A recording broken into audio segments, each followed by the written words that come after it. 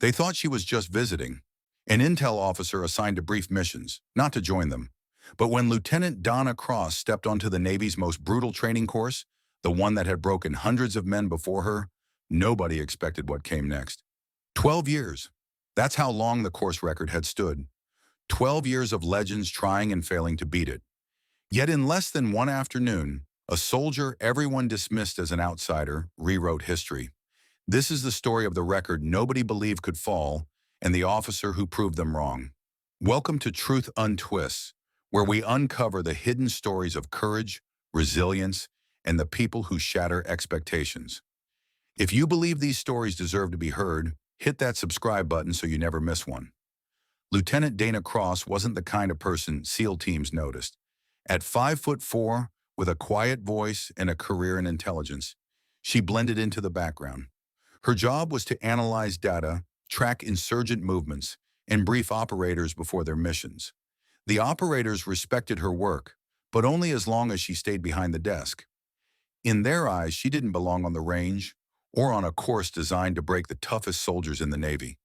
When Dana mentioned she'd like to give it a try, laughter echoed through the room. One petty officer shook his head. "Ma'am, you'll be gassed in the first 2 minutes. This course isn't for intel. It's for us." The course in question wasn't just difficult, it was legendary. Known as the Crucible Run, it combined a grueling obstacle circuit with a live-fire stress chute.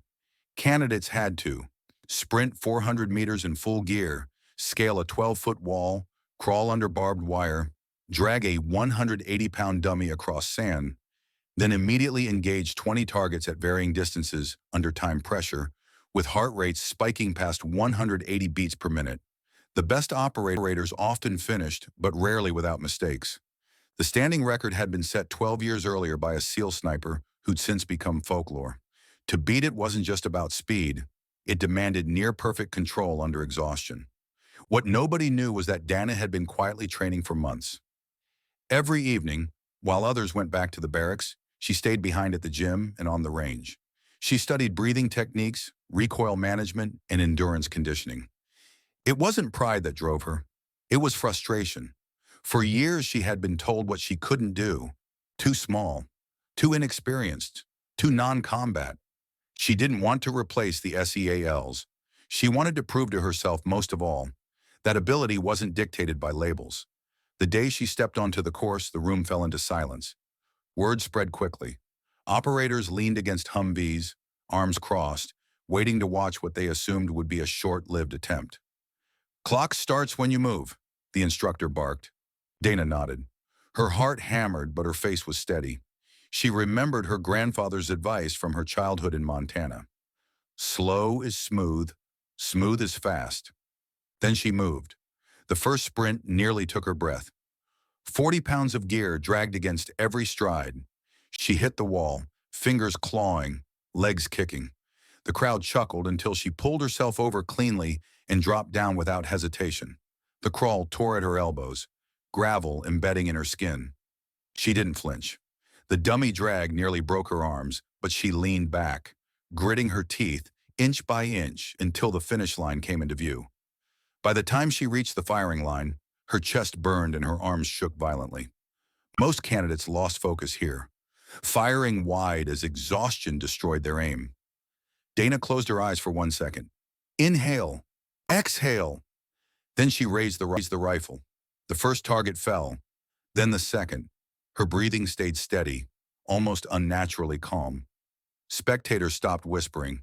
10 down, 15, 19. Each shot cracked with precision, the kind of control normally impossible under that level of fatigue.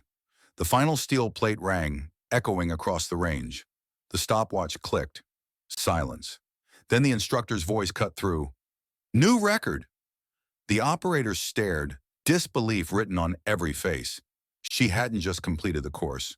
She had beaten the standing record by nearly 20 seconds with perfect accuracy. For a long moment, nobody spoke. Then one of the same petty officers who had laughed earlier muttered under his breath, "Well, I'll be damned." Later that night, the commanding officer gathered the team. "What you saw today wasn't luck. It was preparation, discipline, and control. And it came from someone most of you wrote off before she even started. He turned to Dana. Lieutenant Cross, you just rewrote the record books. And maybe more importantly, you rewrote a lot of assumptions. Dana only replied, Sir, I just wanted to prove to myself that I could. Within weeks, the story spread through the Navy. At other bases, instructors used her run as an example of focus and determination.